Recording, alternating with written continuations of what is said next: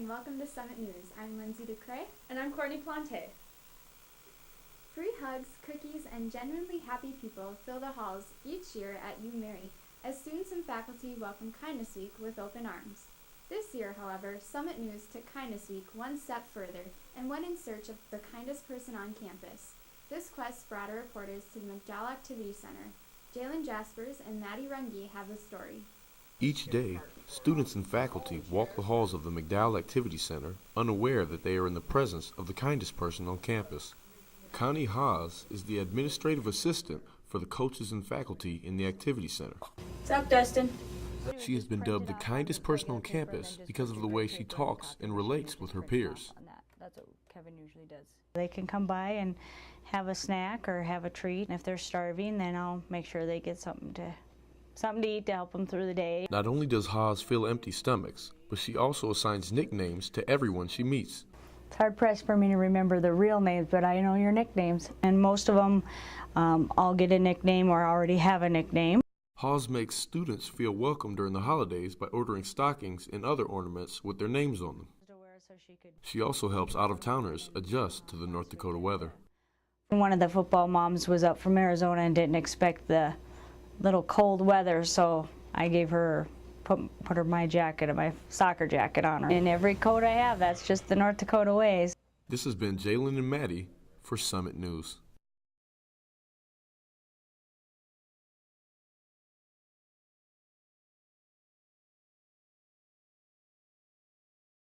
Connie states that she is humbled by the students' gratitude and that she will do her best to continue to be an inspiration to UMary students and faculty.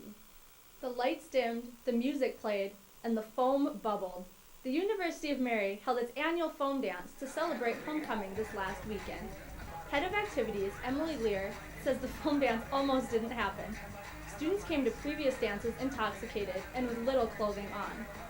Overwhelming student support kept the dance afloat. Caitlin Wernig is in favor of the foam dance. Plus, it's something different than a regular dance. You don't just have music, you have foam to dance in as well. We sent Wernig through that foam to see how this year's dance compared to other years. There was a lot more foam than there was in previous years, which is a good thing, so it made it a lot more fun.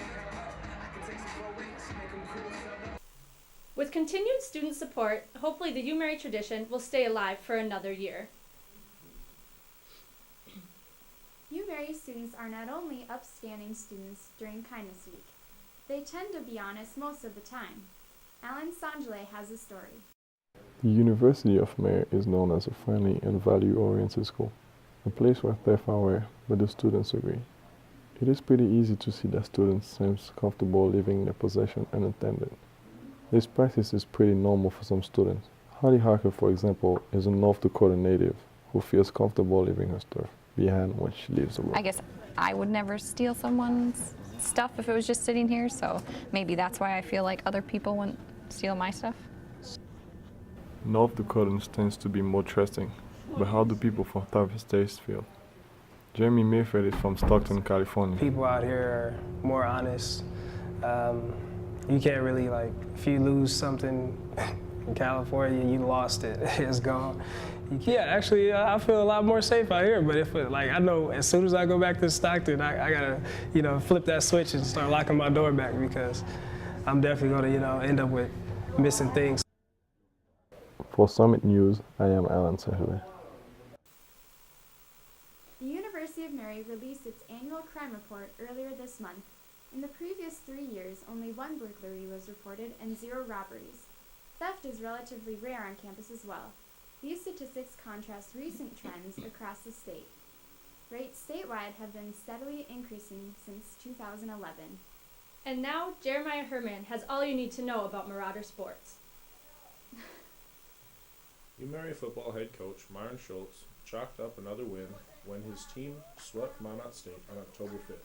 The game ended with a score of 45-10, but for Schultz, the win was more than a homecoming victory. The game marked Schultz's 100th career win with the Marauders. Although an obvious personal achievement, Schultz gives all the credit to the athletes on the field. He tallied one more win against Bemidji last weekend with a score of 26-17 and looks forward to another challenge against St. Cloud on October 19th. Midnight Madness marked the NCAA season opener for the men's and women's basketball teams. The Marauders celebrated by bringing back an old tradition, Midnight Madness. Christy Bosch has the story. Midnight Madness is a tradition for NCAA men's and women's college basketball teams to mark the official opening of the season. It's been a common thing for a long time. A lot of college basketball teams do it. It's kind of we can start practice officially on October 15th, so a lot of teams will start right at midnight with their first official event that you can do stuff as a team. So it's been going on for a long time throughout NCAA basketball. Marauders head men's basketball coach Jevin Buddy hoped the event would draw students and make them familiar with the new teams. The biggest reason for us with the Midnight Madness is just get a lot of students involved with it, so they can get a feel for our teams and kind of get them excited about the men's and women's season that's coming up. He got a bit more enthusiasm than he'd bargained for from the almost 500 attendees.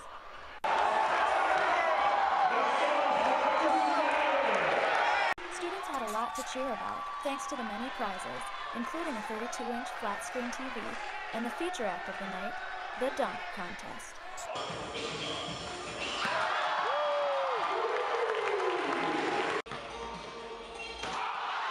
The night also featured a student versus Marauders basketball player 3-point contest, a student lightning contest, and scrimmages from both teams. Buddy is pleased with the success of the event and has big goals for his team. Win a conference championship. That's what we start every year out trying to do. Last year we struggled. A couple years ago we were a game away from winning a conference championship. We made the NCAA tournament, so to start every season, regardless of what you did the year before, your main goal is to win a conference championship, and I feel like we have the guys to do it. The Marauders basketball teams definitely have the moral support of the student population behind them. This is Christy Bosch with Summit News. The women and men teams open at home against South Dakota School of Mines on November 9th, starting at 6 p.m. Back to you, Lindsay and Courtney.